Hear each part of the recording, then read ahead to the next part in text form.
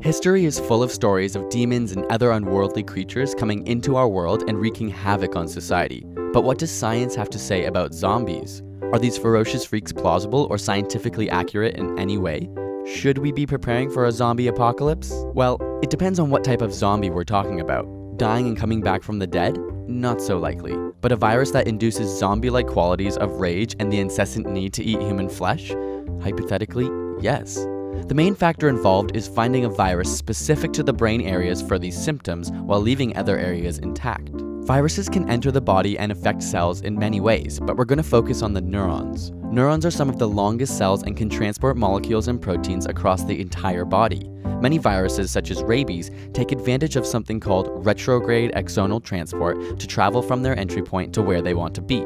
In the case of rabies, the virus can enter anywhere and slowly make its way to your brain or central nervous system. The farther it starts physically from your brain, the longer it will take to get there, sometimes years. But once it's there, it's generally too late.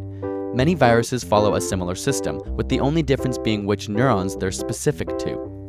This zombie virus would have to use specific neurons to affect particular parts of the brain to induce a zombie state without damaging the entire brain. Sound unlikely?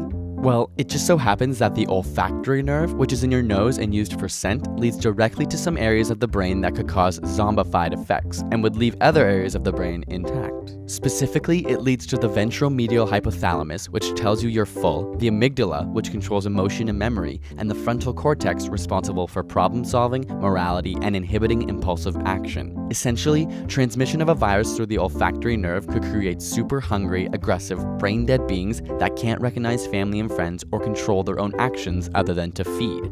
Sounds kind of like a zombie. So while the picture of a rotting or invincible zombie may be less than likely, with the right virus nerve specificity, a form of zombies could be possible.